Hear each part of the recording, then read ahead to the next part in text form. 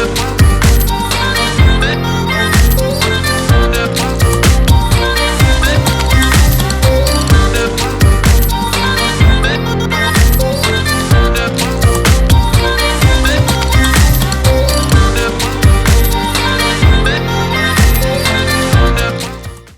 morning, and thank you for joining me on another episode of the Roundtable Talk Show. I am your host, Sharifa Hardy, and I have an exciting show for you today. Before I invite you to share the show this morning, I'm going to also invite you to pay particularly close attention to today's guest, because you're definitely going to want to follow them on social media. You're going to want to follow up with them. You're going to want to find out what they're doing. So listen, learn, grab a pen, grab a pencil, grab your recorder, grab your notebook, whatever it is that you need to be able to take notes. You definitely want to get that now, because our guests are amazing. So go ahead and share the show with your friends, because friends don't let friends miss out on the Roundtable Talk Show.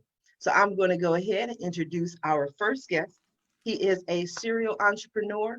He's someone you definitely can learn from. And he is the CEO of not only one business, but two. And I'm pretty sure that he has some other projects going on as well. Mr. Jim Estill. Good morning, Jim. How are you? Excellent. How are you? I am excellent. Thank you for joining us. Well, thanks for having me. Of course. So you're a serial entrepreneur and you sit at the helm of two companies. Is that correct? Yes. Danby Appliances and ShipperBee. ShipperBee's brand new startup-y, save the world, by reducing carbon from parcel shipping. And Danby is an older, established appliance company. We make refrigerators and freezers and wine coolers. Okay, I'm confused. Okay, so you make refrigerators and appliances and wine coolers. Yeah, refrigerators, wine coolers, basically almost everything with a compressor. So at this time of year, we also sell a lot of window air conditioners and stuff like that. So we make 2 million appliances a year. So it's not tiny, it's not startup, but ShipperBee is brand new startup with only about 30 employees, and it's a courier business. Okay, so when you say wine coolers, you don't mean the wine coolers you drink? No. Wine coolers that you put your wine in to keep them cool. Okay, that's why I was confused. I was like, what is Jim doing over here? He's doing appliances, and now he drinking in the back. Like, what are you doing, Jim? Well, a lot of the appliances tend to center around like beer fridges and wine coolers for some reason. So, that's what I do. Although one thing I am doing, which is a little different, we're actually making ventilators right now, but that's not our business. But when COVID hit, we saw there's a crisis. There's not enough ventilators. People are dying in the halls in Italy. Didn't want the same thing to happen here. So we pivoted and we're making ventilators. Now, we couldn't do it ourselves. So we're mostly just doing the assembly labor. We partner with other companies to do that. So that's a little side thing that we're not long-term a medical manufacturer, but you have to do something sometime to help, right? Absolutely, but it's amazing. One of the things that I've seen during this process is just people's creativity. When I say this process, I mean COVID-19. I have seen people interview guests on the show where they were doing one industry, COVID-19 happened, and now they have to pivot and they get so creative. So I think that was creative to go from what you do standardly to now I'm going to create ventilators. Yeah, that's just entrepreneurship. That's what you have to do. And I call myself a social entrepreneur. Part of the reason I do what I do is to quote, save the world.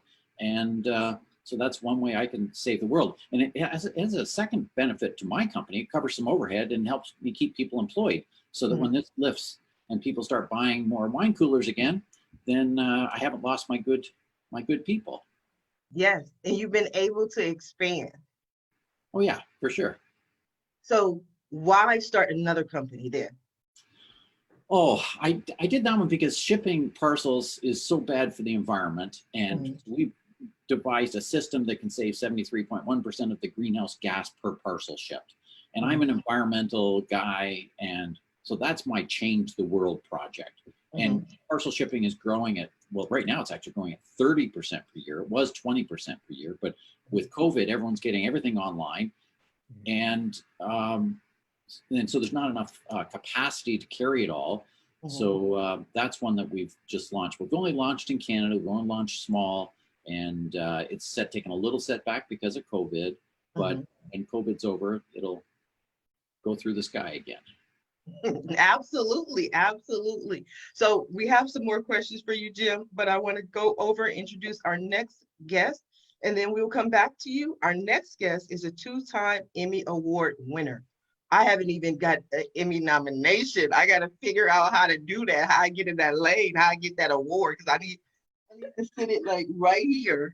So every time somebody, questions me during a show, I'll just be like, and then I'll come back. But Leah Frazier, good morning. How are you?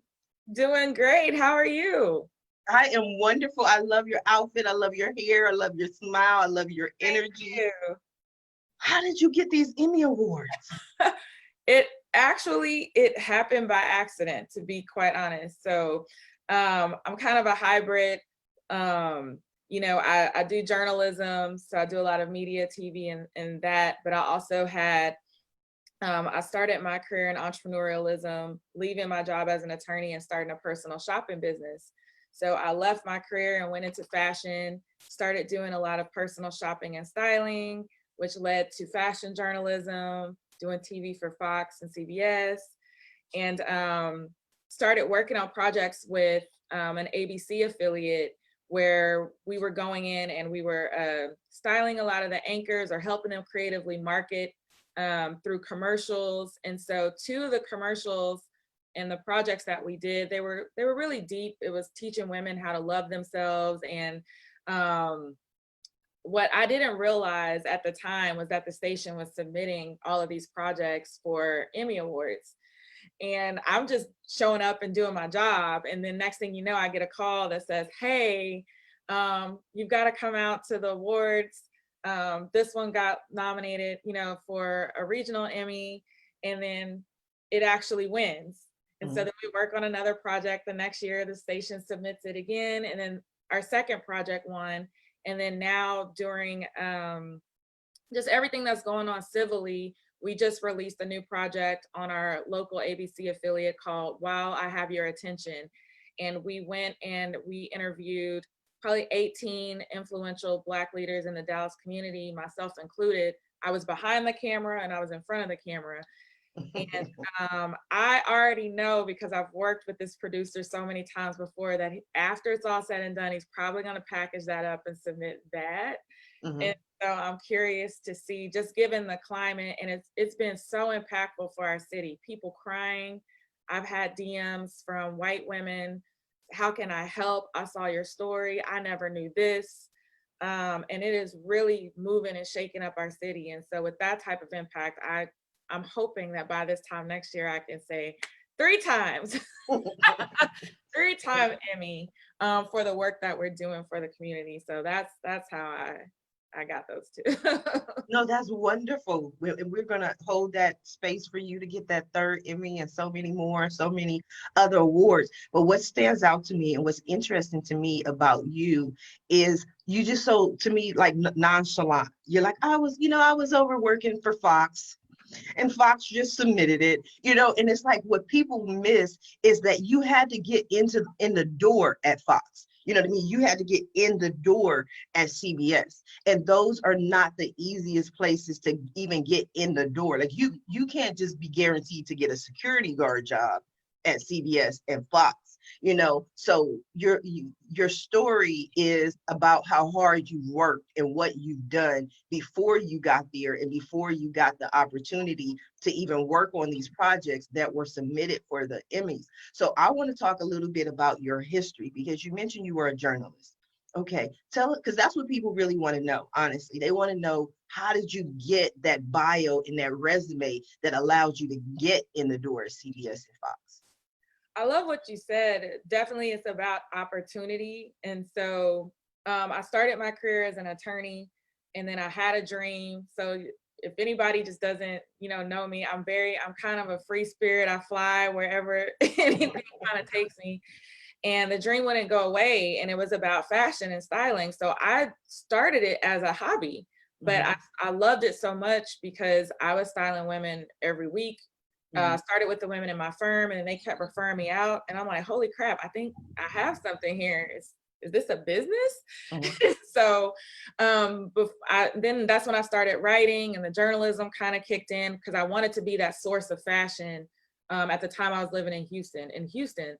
But I think, to your point, the reason I've gotten to where I am today is because not only just hard work, but when opportunity knocked and they called within 2 months of me starting my business, can you come on Fox and do 3 segments to talk about this fashion, event going on in Houston? I didn't say no.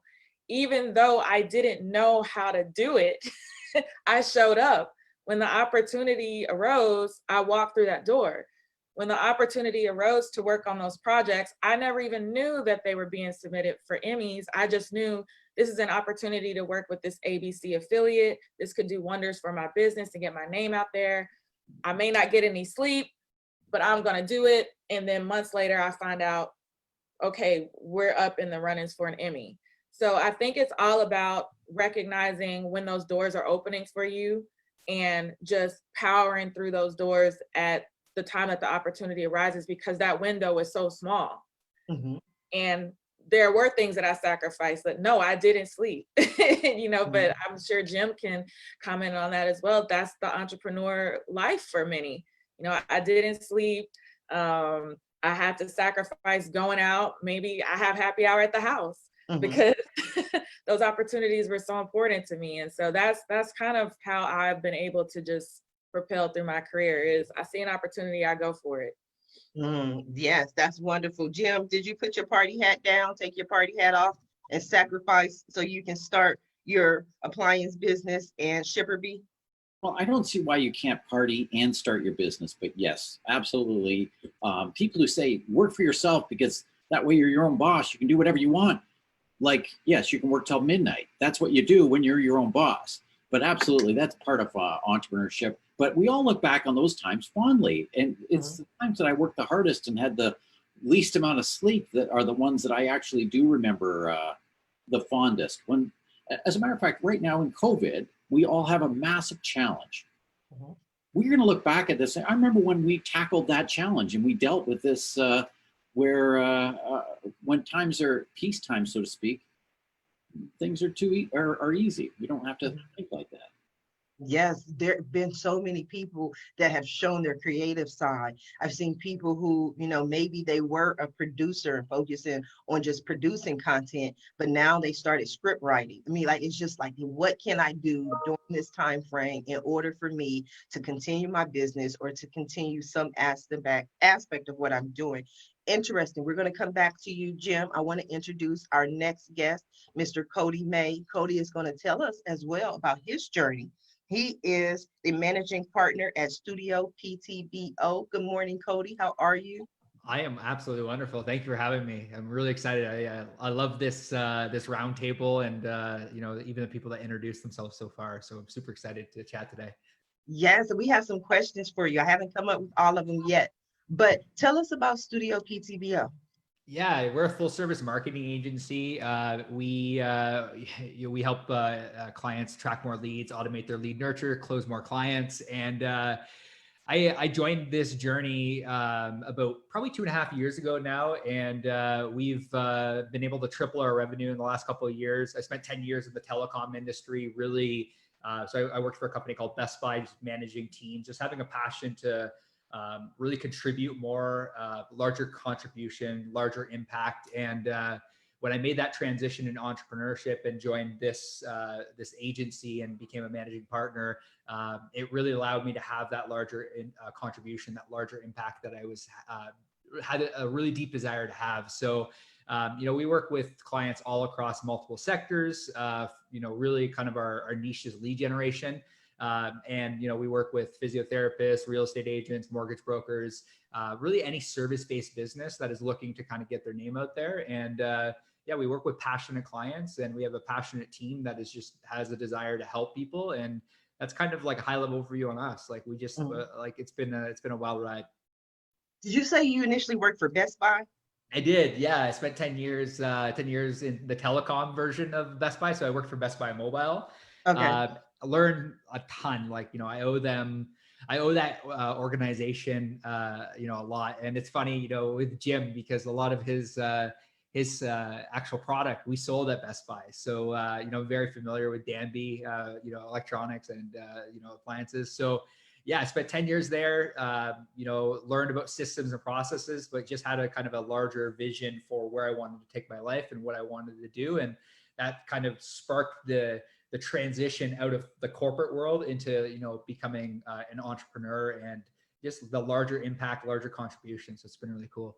Oh, that's great. And I was asking about Best Buy because I recognize when you mentioned it, that energy, because it's a funny story, at least to me. I have a Best Buy near my house, and I'm a nerd, in case anybody can figure it out. Like, I love electronics, I love gadgets, I love, you know, things for your phone, everything. So I always convince the Best Buy guys to do stuff that they're not supposed to do. And because I always go and they always be like, Sharifa, you know, we're not supposed to do that. I'm like, yeah, go ahead and install it. Just install it. Like, I know, but go ahead and, you know, put it on the laptop. I know people like you. Don't worry. I've dealt with your kind. That's for sure. That's hilarious. No, I love it. Yeah. Like, it's, you know, yeah, you talk about the energy. There was a ton of energy when I was, you know, and it was cool because I was able to kind of, when I transitioned to entrepreneurship, I was able to kind of take that energy. But you're exactly right. You know, the Best Buy culture is very much so of like, you know, one of our values when I was there was be amazing. And it was really all about customer service and, you know, giving back to clients and making sure they're taken care of. So I definitely understand what you're saying there for sure. Yes, but you see that when you start with a certain philosophy or start with a certain belief system, you carry that out into your own projects and your own businesses. So how did you come up with the name Studio PTBO? So yeah, it's really interesting. So one of my business partners runs a company called PTBO Canada. So I'm from a small town about an hour east of Toronto called Peterborough. And about 8 years ago, probably 10 years ago now, he started a media company called PTBO Canada, kind of short for Peterborough, Canada.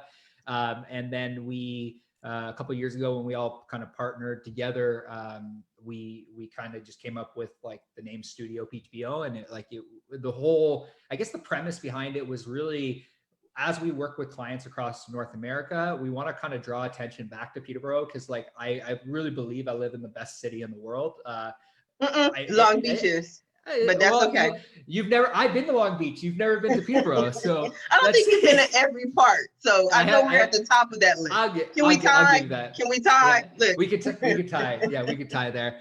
But, you know, I love Peterborough. I love the people. I love the city, and really more than anything, we're just trying to drive attention back to Peterborough. You know, we've been seen kind of as like the Boulder, Colorado of Canada. Like, we're very much so a startup city. So yeah, like, you know, that's kind of like, we would just want to draw attention as we work with more and more clients across North America. We want to draw attention back to Peterborough. Jim, are you in Canada as well? Jim, sorry, you have to unmute when this works. Yes, I'm in Canada. I even know where Peterborough is. I'm in Guelph. So there we go. Yes, I've been to Peterborough. Yes, we're close. We're close by. Exactly. Yes. So Jim has his new business, Cody, right? He has ShipperBee. He gave us. I've heard of it. Yeah, I've heard of it. Yeah. Jim, how does everyone always hear of all your businesses? You are the man, Jim. I didn't even know you was up there like that. Well, you see, the advantage of Canada is a small country, so everybody knows everybody, right? And that's how you know about how Cody would know about ShipperBee, because it's actually small with a reasonably small press. But interestingly enough, with Danby Appliances, more than half our sales are in the States, but we're just a tiny fleck in that ocean as compared to in Canada, where we would be, if not dominant, we're one of the major players that you go and ask anybody. Everybody knows who Danby Appliances is in Canada. Ooh, look at you. You go, Jim. I'm with you, Jim. Everybody knows the name Sharifa Hardy in every town across America. That's what I'm playing. Oh, the nation. And now that I'm on Sharifa, you see, everyone in the United States will know Danby Appliances. So there you go. That's right. That's right. And so when the sales increase and they quadruple, then I'm gonna come. And what day is payday, Jim? Fridays? Yeah, Thursday, but yeah, it's all the same. Yeah, exactly. Yeah. Then we'll send you a wine cooler. That's it. You need a wine cooler. I need a wine cooler that you drink. I need to relax after the show, but I don't know what else. Cody, you're the marketing man, you're the marketing genius. We're going to get ShipperBee out there a little bit more. What's our marketing plan for ShipperBee? Marketing plan for ShipperBee. We whenever we talk marketing plans, it's always like we always try to reverse engineer and try to understand the target audience first.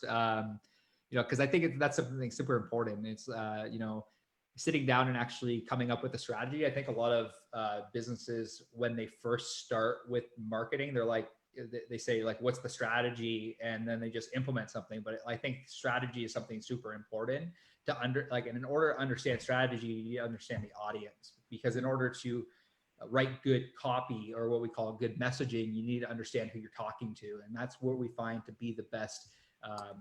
So really I would ask Jim, like, who are we trying to reach? Like, who are we trying to, is it, I've heard of the brand, but is it like, who is the end consumer, I guess you could say. So ShipperBee is like FedEx or UPS. ShipperBee is a courier. Our customers are the companies, but the companies are shipping to consumers. The companies are shipping to business. It's basically just a courier business. But the target market that resonates best are people who are environmentally aware, because people want to support the environment. Say, oh, we save 73% of the greenhouse gas. That's part of their brand, so it resonates very well with companies that are in the worried about the environment. That is excellent. Cody? Yeah, I think really everything at the end of the day comes back to if that's the message we want to go after, then we have to figure out who, where are they? The fact that you're even on this podcast as a CEO, shows me that you understand, PR. So whenever we talk about, marketing, the best marketing is speaking directly to the audience. Make sure that you're getting in front of them. So whether it be Facebook ads, Instagram, in my opinion, if you ran paid advertising on Instagram, if you want to go after those people that are, environmentally focused, Instagram might be a really great platform in order to get your message out in front of people. The other element is just social influencers. I think that the biggest thing that we see is if you can get somebody to actually sell your product, which again, a lot of what we do, we really focus around paid advertising. So it's what medium is going to be the best form of paid advertising. So based on what very little knowledge I have about the company, Instagram advertising, is kind of the direction that I would always tell people to go with, because again, it's all attention is on social. Is what we often say to our clients. So that's kind of I guess high level overview on what my recommendation would be. But in regards to marketing, if are you running any sort of paid advertising right now, Jim, or are you doing anything like that? Well, for ShipperBee, we are not running any paid advertising because the volume is so high that I actually don't want to make a lot more sales on ShipperBee right now. Because when you introduce a new product or service, the key is to have all 5-star ratings. Part of what gives us all 5-star ratings is if you're doubling every week, it's hard to get 5-star ratings. If you double every 2 months, then you can get the 5-star ratings. So ShipperBee, I appreciate the thought, but let's not advertise a lot. On Danby, of course, we can always sell more appliances. But that's a different market, right? It's bar fridges, freezers. Again, I can't make enough freezers right now because of COVID. You'd think I planned it because it's good for my business. What's bad for my business, people aren't buying as many wine coolers. And then air conditioners just sell because it's hot. The weather. Yeah, exactly. I like what you said. I like what you said there, because I think that's important to understand. I think a lot of business owners don't understand that, that there are 5 key core functions to growing a business. Whenever we work with clients, it's lead generation, lead nurture, conversion, delivery, retention, resell, upsell. So it's if you can't deliver, if you don't have a delivery method and you don't have something to sell someone, then it's really hard to do that paid advertising. So this is something that, again, a lot of business owners don't understand. So it's super important to understand those 5 key core functions and where you are at. Give you an example. For us, we were taking on a lot of new clients, and then our, like you mentioned, delivery starts to slip. And as soon as delivery starts to slip, you mentioned those 5. If you're getting a bunch of 3 2-star ratings, that doesn't help the brand. Mhm. So yeah, it's the delivery is just as important as the marketing. That's wonderful, Cody. I just like putting people on the spot. That's what I do. I just want to see what you were going to say. So your answer was amazing. I took some notes on some of the things that I could do. Jim, we could tell that you know your business and you know what's going on, because Jim was like, wait a minute, don't need to do more advertising. I got enough business. You guys, I love it. But you mentioned a magical word there, Cody. You said PR. And whenever I hear PR, I think about PRcollective DC. I think about my girls. And if you have been tuning in, to which I know everyone is, and watching the Roundtable Talk Show, you have seen these ladies here at least 3 or 4 times. Good morning to Camille and Chandra. How you doing, ladies? Good morning. Good morning. Look at Chandra. Chandra, have you slept? A little bit, like a little bit.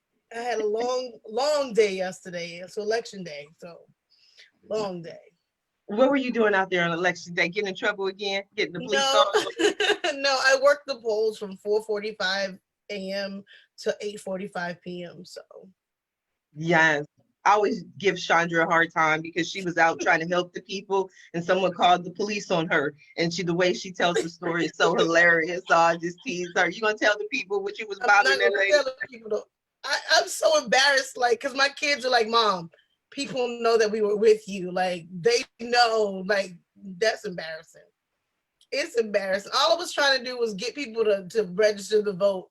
And someone called the police on me because it was me, 3 kids, and a dog in the neighborhood. So we're just gonna leave it at that, y'all. That's it. Like, just understand it's really real out here, and you can't help people register to vote.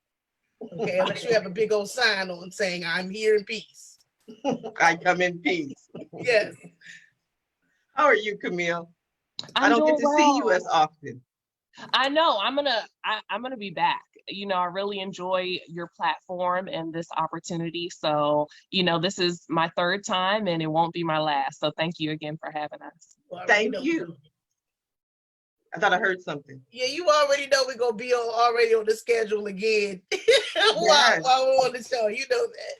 You're so informative yet entertaining. But I was like, I get to see Chandra almost every week. Chandra and I sat on a panel regarding race relations, and that was interesting because they invited me to be on this panel and they wanted to discuss race relations.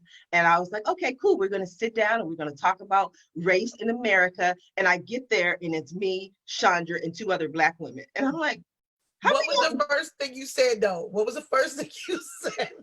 I don't remember. What did I say? I thought there would be other people on this panel. Like, wait a minute. Oh, I did say that. I did. You did. I did. Out the gate.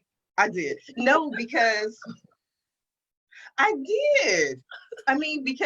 Talk to me. I see some people that added themselves to mute, but I need your voice on this, Leah. I need somebody to talk to me. Like, if somebody, Jim, you know what I'm saying? If we're going to discuss race relations in America, how can you discuss race relations with 4 Black women? Like, where are the white women? Where are the white men? Where are the Black men? Where are the Hispanic people? Like, how are you going to fix it? Like, we're just going to solve the problem by ourselves?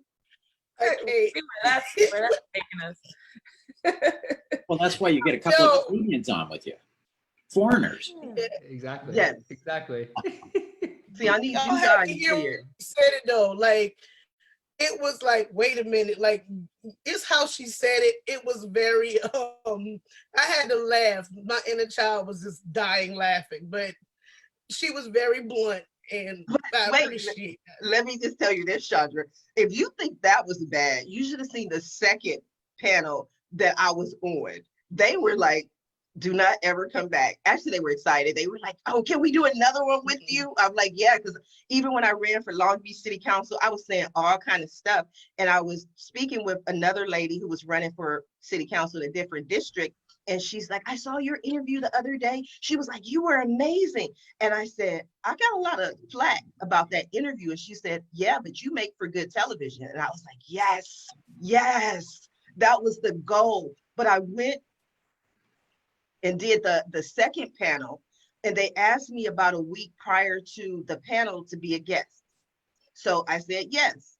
So the night before the panel, they sent me a list of 20 questions. Oh my God.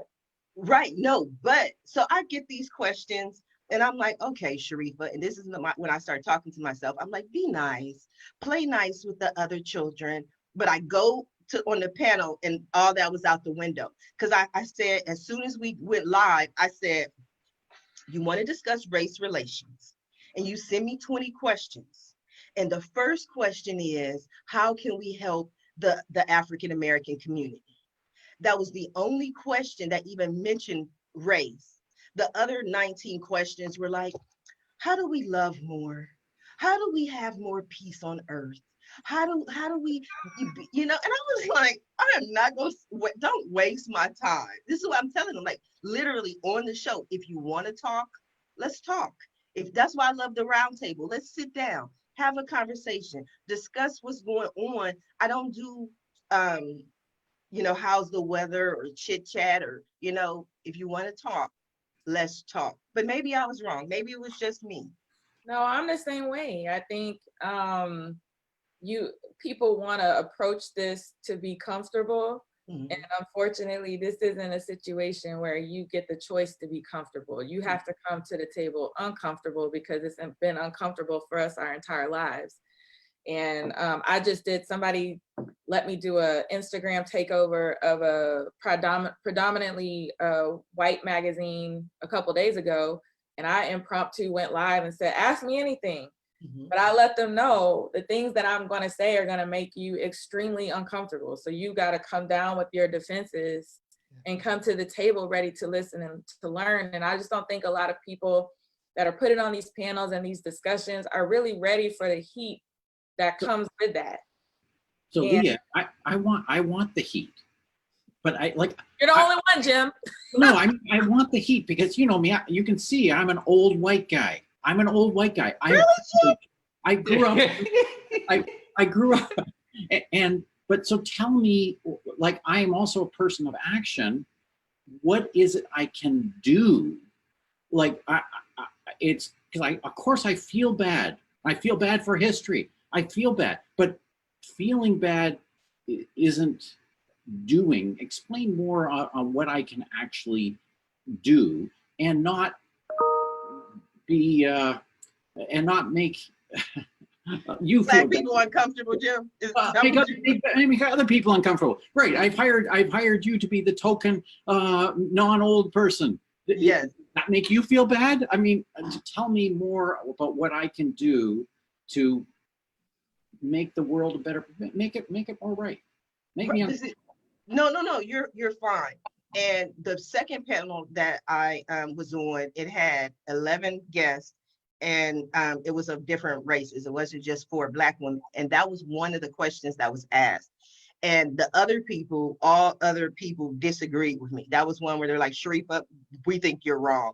And I was like, okay, it's okay. Because they had a list of things that they felt that other races could do. And the only thing that I needed people to do is just be a good person. Like, just be a good person. Just be a nice person. I don't need you to go out of your way or try to fix history. Or like, there was one lady who cried. She cried. And it was so interesting. I'm like, why are you crying? Anyway, but she said she felt bad because America had never apologized for slavery and that she wanted to apologize on behalf of all white people through her tears. And I said, you know what? First of all, America apologized for slavery in 2008. That's when they made an official apology. And I was like, I don't need you to cry. I don't need, I just need you to be nice. Am I alone on this, Camille? Talk to me. Oh my goodness, I totally understand. One person, can't represent the entire society, and I think that that's what people need to understand. And like you said, it starts with one, you be the change that you want to see, and I think that people will begin to pay that forward. You'll begin to hold other people accountable. It takes all of that. It takes a mix, not just, coming with your tears. That's really not going to solve solutions. As you need people out there on the street living, breathing, being better people. Literally, I completely agree. I like the use of the word accountability. That I think that is something that we all need. That accountability word, that idea that like, who are you accountable to? And it's a question I've asked myself quite often. It's like, who am I accountable to in every area of my life? And especially for this, like, it's sometimes hard, right? And I maybe Jim can attest to this, sometimes hard for us to put words to it, because I want to be a kind person. I want to contribute. And like you said, like, we as entrepreneurs, we want to take action. So we're like, how do we fix this thing? Because I think entrepreneurs often try to go into the future and pull what's like the future into the now. And it's like, what are the actions that we can take now in order to make sure that, change does happen? And that, but I love the use of the word accountability, because I think that when you see somebody stepping out of line, that you hold them accountable, that you speak up and you say something. I think that's something, that I feel like I've learned through this entire thing. Mm-hmm. See, Sharif, I think it's more than just being a nice person. Mm-hmm. And the reason I think that is that does not help make up for the advantages or disadvantages that people have. Mm-hmm. An example I'll use, I sit on the boards of directors of a few companies. Mm-hmm. I sat on the board of directors of a company in Canada called Blackberry for 13 years. Now, when you look to hire a new board of directors, you say, I'm going to hire someone because they were CEO of a company that did $1 billion in sales, and we want to take our company to $1 billion in sales. But how can we get someone? It's a chicken and egg. You can't join a board because you're not on other boards. You can't join another board because you're not. But then if you take someone and say, okay, we're going to put them on a board, but they don't have the experience, I don't want to add someone to my board who they don't add the same value, because the person, I just added I added an old white guy to my board. He was the CEO of Maple Leaf Foods, a multi-billion-dollar company. Why did I add him? Because he can call the president of Costco and say, talk to Jim and tell him this, and he can coach me and say, well, when you're doing a $200 million bank line of credit, here's who you do it, and he'll talk to the chairman of the bank, and so someone with that background and experience and gravitas, they can handle an employee mentoring situation that someone who doesn't. So to get the experience, you need the experience, but you can't get the experience because you don't have the experience. And so one idea I did have is, should we make companies have a junior board member position required that must be given to a minority? And I'm even going to include women in that, a woman or someone who's a visible minority, and make it so it's a required position. Because if someone had that experience for 5 years, then I think they could be considered more to do that. So I don't know. I mean, I'm going to answer you, Jim. I'm going to answer you, because one of the parts that I left out, that was one of the questions they asked at the end, but I spent the whole panel talking about reparations. There was one lady on there who said that she wanted to be able to shop without being followed around the store, and she wanted to be able to get loans for her business without being denied because of race. And for me, I felt like those are the cherry on the top. That's the whipped cream. Those are the things that would be nice to have. But if you give reparations to people and you repair what you destroyed, then you don't have to go into those stores. You can have your own stores. You have money, so you don't have to go and apply for a loan from anyone. You have your own resources to be able to maintain yourself. So for me, when I say be a nice person, I'm looking at that as far as an individual, one-on-one. Like, don't do the things that are racist. Like, just don't be a racist. Like, that's how I feel about it. And sometimes the things that we do are microaggressions that you don't even realize that are based on race. So to go back to your specific question, again, started with everyone disagreed with me. Like, nobody was like, yeah, Sharifa. They were like, no, we want them to do this. I don't care about none of that. Because to me, when you create a position specifically for a minority, to me, that's more like, okay, we're going to just give you this. I don't want people to give me anything. I want the qualifications and the experience and the relationships, which is key. I had a gentleman on my show on Monday who created a white male. He couldn't have been more than 25 or 30, but he created this website called uncrowd.io. It creates investment VC opportunities for minorities, because he realized that less than 1% of VC capital went to women and minorities. So he wanted to solve the problem. So I can see that. But I would want the experience and the relationships to be able to sit on your board. That's what I would want. But since you asked the question, I'm allowed Chandra, since Chandra, did you hear that last question? Yes, I did. Chandra's breathing. You see that, right? Chandra's like, wait, let me figure out how to say breathe with me, Chandra. Nice. Breathe with me, Chandra. Breathe with me. Because like all this, yes. It's been a lot of placating and no real solutions when it comes to, because I worked with a board that was majority of older white males and they were in the 1%, and they asked me questions like, so what's going on in the world? I'm like, sir, like, this, I'm going to create a position for a person of color or minority it's kind of it's so disrespectful sometimes, because there are people who of color and women minorities who can very well take the position with more experience and more education than someone that's currently sitting there. And it's the problem that we run into, that they're scrutinized a little bit more, they're looked at a little bit more, but sometimes they walk in with the experience, with the degrees, with everything, and they're still not elevated to that position because of that. So instead of creating a position, look at everything, like take the names off the resumes and look at the experiences, and then you'll see where your talent lies sometimes. Because from an working with an HR, a human resources, a vice president of human resources, I've actually been able to blindly look at basically resumes and experiences and find that we've had more people. If we put a blinder on just for a second, we could probably fix that, without the preconceived notions of, okay, well, he looks right, and that would help the whole situation. But a lot of it is it's changing that thought process. It's like there's so many things. And I hear what you're saying. And I feel you, and I appreciate you for being fearlessly authentic. That's what I love about the guests on the show, that everyone is opinionated, everyone is authentic, they give their voice. I believe part of what Jim was saying was the same thing the young man was saying on the show the other day, is that when you're looking for VC capital, 9 times out of 10, you have to get that capital from someone within your network.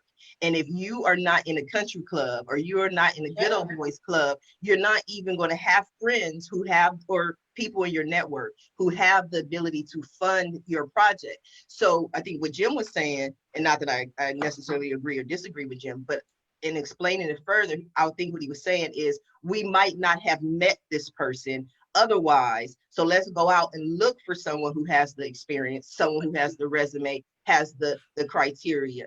But it all starts with their HR department, their personnel, their recruiter, right? Mm-hmm. CEOs only get to see the resumes that have passed through their recruiting department. So we have to, that funnel that comes in, like before you even see the resumes, those people have already been vetted.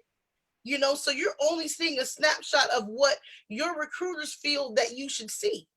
So take the veil off of that and actually ask them, send me everyone, not just who you cherry pick. Because a lot of times with recruiters, and this is where I've had to go into some companies and talk about, listen, you cannot cherry pick who you feel. Your CEO should be able to see exactly who is applying. Give them a dossier that tells them exactly, what the net is bringing in.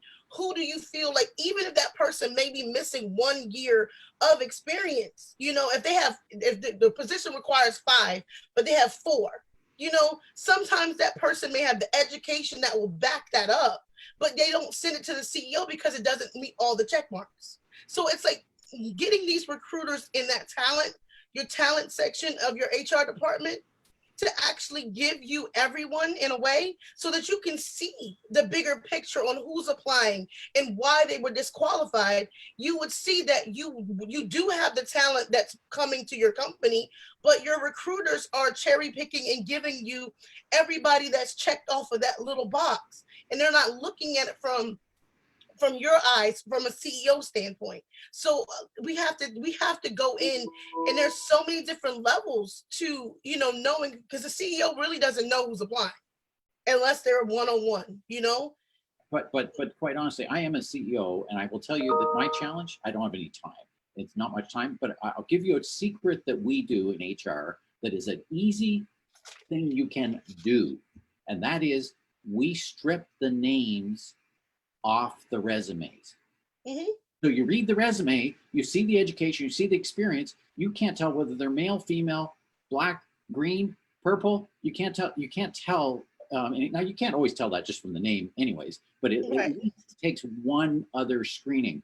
But you've also made a really good point there about like you're trying to say, if you have two people who have the equal experience are not getting the job because they are a minority. I believe there's another problem. That is, they don't have the experience, but they can't get the experience because they don't have the experience. Correct. So, and I understand that it's offensive to say, oh, we're going to create a position for someone who doesn't have the experience. I mean, take me. I think I'm very open-minded. I just added a board member because he ran a multi-billion-dollar company. Why do I want? And I asked the only woman I knew who runs a multi-billion-dollar company. And she said, no, she's too busy. But there wasn't enough people who applied who had that thing. And like, I grew my first business from the trunk of my car to 2 billion in sales, zero to like, and I can't find people who do the multi-billion-dollar company. I'm just, no, you're an anomaly. I should give some other people some airtime. You are fine too. No, We have the I conversation. like We like to talk. No, we're not blaming you, but I think herein lies the problem, Jim, is that once you try to fix one thing, it's like, okay, well, I fixed that, but now I messed this up and I didn't take, because it's like we went from the board to hiring to, creating experience, and it's so much that is involved, which is why I kind of got to the point. It's like, look, I don't need you to fix it. Just give me some money. I'm gonna build my $2 billion company, and I'll hire who I want to hire. That's how I solve that problem. So I'm going to say something which is really, really controversial. Ooh, this is good. Did y'all share the show before, Jim? I did do that. Go ahead. I'm listening. Giving people money can ruin them. Yes, I want to be ruined. And in Canada, that's what people think they want. I'm telling you, that's not what they want. I travel in circles with a lot of people that make a lot of money. They have a lot of money. They give their kids a lot of money. I can't hire their kids because their kids don't know how to work because they've been ruined. That's a simple and non-controversial example. In Canada, we have native people. Mm-hmm. We gave them a lot of money, and they do not have jobs and they do not have businesses because we ruined them. We gave them so much. And to some extent, Canada, we have a nice safety net. If you want to live in Canada, you can live in Canada. You don't need to work, and then you end up. But there's no pride in money not earned, and then they can't get ahead and so by giving people too much, we've made them. We pushed them down, even though that was not the intent. It was. I hear you, Jim. And I don't really even think that's controversial. I think there are millions and billions and trillions of people who believe that. But just my philosophy is this. Jim, if you borrow $5 million from me, because I got it like that, y'all, right? Yeah, we'll talk. We're gonna talk for sure. Well, I'll take the 5. Yeah, go ahead. So will I. Right now, y'all got me up to my 10 million. Okay, I'm gonna have to pull that out of my pillowcase under the bed. But my point is, if you owe me $5 million, because our agreement or whatever you did that the court said you had to repay me my $5 million, I can take that. You can't. I find it hard to say, well, I'm not going to give you this $5 million back because I know that once I give it to you, you're going to go buy crack with it. It doesn't really matter. What matters is it's owed to me. And so if something is owed to me, I can take it and light it on fire if I want to, because it's mine and it's something that I'm entitled to. I have an article that's coming out in a magazine on July 1st called Radiance Magazine. And it's a holistic magazine. It's about psychics and tarot readers and people who do a whole bunch of different things. But the white guy, editor of the magazine, loves me to death. He called and he saw me on the panel. He said, Sharifa, will you write an article on reparations? And in my head, I was like, sure, more work.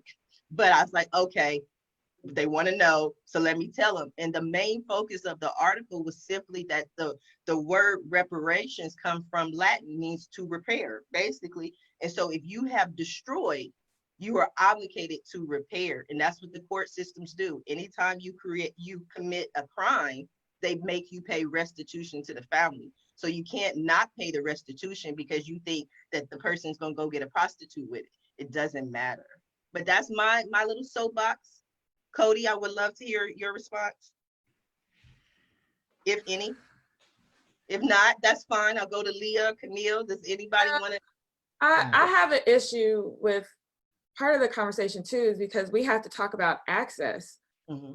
When you look at access across the board, and I'm only going to speak from the Black community and then that of the Black entrepreneurial community, we do not have the same type of access as our white counterparts.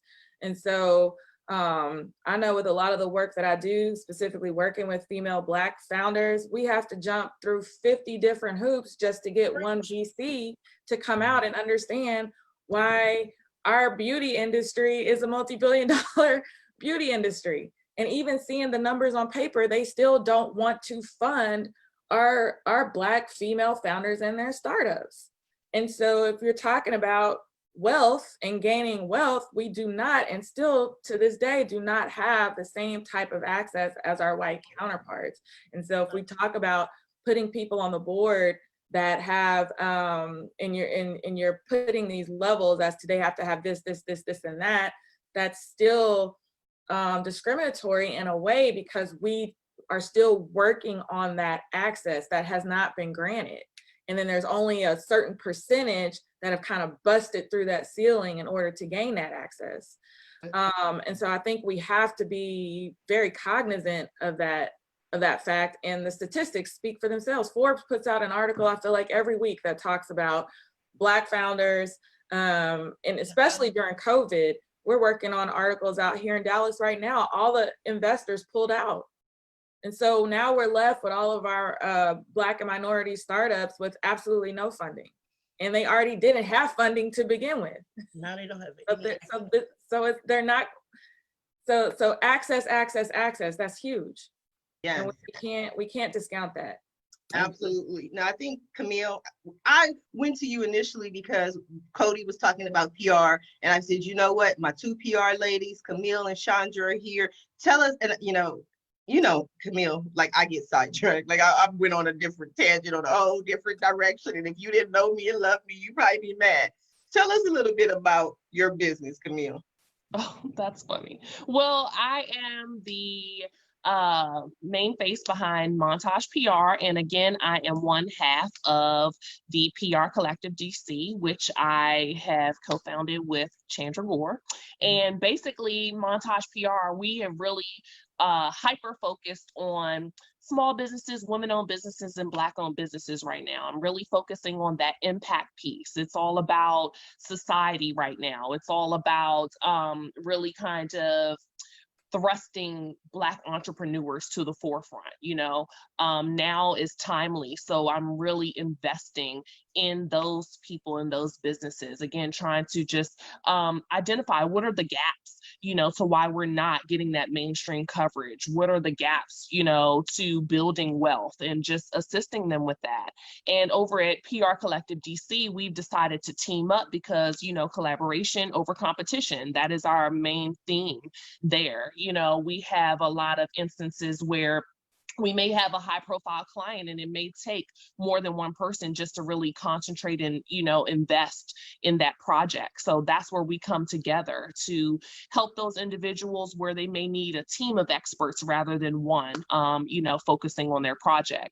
And recently we have really seen a lack in the PR industry, and in terms of white publicists that are representing Black clients and Black entrepreneurs. So we're really focused on right now at this time kind of teaming up with them. And that's where the collective comes in, where we can build a team to help you get your message out to that appropriate audience. You know, if you're a white publicist, you may not understand the Black audience. So you know, of course, you don't want to lose your client, but you can team up with someone like the PRcollective that can assist you on developing those tactics and rationale to getting to that target audience. I think that it's really timely that publicists do that right now. I think that is wonderful advice. And this goes to show that we have a lot more to talk about, and that we have, you know, these are the conversations that we have. I'm actually launching a second show, which is going to be on Wednesdays, that talk about, it's called Face to Face, which talks about race relations, where we sit down and specifically talk about what's going on in America, which is not this show, because this is my business show. And you kind of sometimes put people, you know, in a spot where maybe they don't want to discuss race or what's going on in the world. So I appreciate you all for, you know, for the conversation and for your thoughts. At the end of every show, what I love to do is allow my guests the opportunity to speak directly to our audience and to speak directly to everyone who's listening live or in the archives, and let them know what you want them to take away from your appearance. And we're going to go right back to you, Camille. Well, thank you. If I had to leave with one thing, I mentioned CSR on one of our interviews before. We talked about what individuals can do. Right now, I think that society is really looking for impact. And if you're a major corporation, what are you doing to give back to society? What are you doing to build community? You know, are you providing jobs? Are you, you know, I think that that's just what's really important. You know, going back to what Cody said, what are your values? I think that that's what people want to hear right now in terms of public relations and hiring a publicist. How can you do that pivot to make sure that your customer understands what you value, you know, what your priorities are? Because right now, that's what people want to hear, especially the Black community. They want to know that you're for them, that we have as many allies as possible. And to me, that's really what the message has been lately in terms of getting timely, newsworthy, and concise placements with the media. So I just want to let people know that, you know, if you're trying to get on the news, if you're trying to get your brand in front of the public, I would go with that impact piece. How are you contributing to society at this time? Yes, thank you. Chandra, what do you have? I mean, I would piggyback off of what Camille said, because a lot of times we're forgetting that your community is what keeps you going. So, you know, you have to keep your feet to the ground and connected with your community that actually pays you. So making sure you're doing your community give backs, making sure you are investing into where you're gonna, you know, where you're gonna be, your longevity. And I would also like to say, just keep researching, keep learning, keep focused on exactly what you are trying to accomplish. That's pretty much it at this point. Like, she said everything I wanted to say. I just said, this is a good thing about a partnership. She said it, just go back to that. That's it. That's it. It's beautiful. Thank you. I love you, ladies. Leah, what do you have for us? I guess I'll go back to our earlier conversation, to your audience, if they're specifically in the business sector. Just, I've had a colorful career, so don't be afraid to make those pivots. I can see Chandra's face. Yes, Hilarious. I love me some Chandra. And these two ladies are wonderful. I enjoyed y'all's Juneteenth IG live. Camille was super hyped. Girl, she was hype, and I'm over there like dry toast. Go ahead. It was so funny because Camille was hyped, and I'm in my house like, yeah. And Chandra was like, can I just I just want to talk about these Black products, you know. So they're hilarious to follow. I love what they're doing with Women for the Culture, but just really, you can't, I think this now is the time, especially during COVID, where you're sitting at home, you have all these ideas. It's the perfect time to try to figure out how to put it out there in the world. And so, like I said, I've had a colorful career. I went to law school and was a practicing attorney and went in-house, and then decided I was going to go into fashion, and then went into media. And so the sky really is the limit. You just have to put in the work. And then as opportunities arise, you just can't be afraid to put yourself out there. And everything doesn't have to be completely perfect. There's times where I've just had to just go and do all of the things along the way, and that's okay. And so I think perfectionism is killing a lot of our creative talent and a lot of our creative ideas, because people think it has to look a certain way. But what I found, some of my greatest blessings in my career has been when I've just hopped in there, I saw the window, boom, I went, and everything just kind of trickled along and you know, has sustained me. So that's my takeaway for today, is just get after it. And during COVID, the window is literally like this small. Yep. So get in there and get in action, especially while you have everybody's attention virtually. You can do so much on social media, so much on the internet. Get in there now. Yes. Jim, go ahead. Jim, take us out. Sharifa, this was an awesome show, awesome experience. I really love everyone else who's on the show. So connect to me on LinkedIn, please. I just love it. In COVID, we are forced to change. Yep. And that's good. We need to be constant learners, and we need to welcome the change. And now we're forced to do it. May as well do it. So let's go out and change. Thank Well, you. I thank you for being on the show, Jim. I'm definitely going to go pop over to your LinkedIn and connect with you and have further conversations, see what you're talking about. And the next time you post that board position, I'm going to throw my resume into the ring. Now, I haven't ran a $2 billion company, but I'm cute. Like, does that qualify for anything? No. I don't think you're not allowed to say that. Wouldn't that be sexist? I told you I'm sexist. Like, I'm sexist. You know what I mean? I got to use what I got to get what I want. You know what I mean? That's my philosophy. Anyway, like I said, when we started the show, this is going to be an amazing show. I already knew it. Just knowing some of the resumes and bios, I'm like, this is going to be a great show.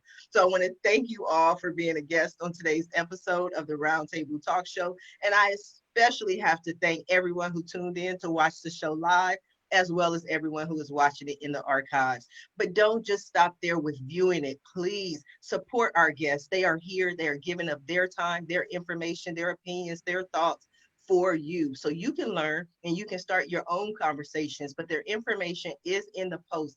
Please visit their website. Please contact them on social media. And when you speak to them, please let them know Sharifa Hardy says hi. If you are interested in being a guest, please visit the website at asksharifa.com. Until tomorrow morning at 8 a.m. Pacific Standard Time, everyone have a safe and a blessed day. Bye now.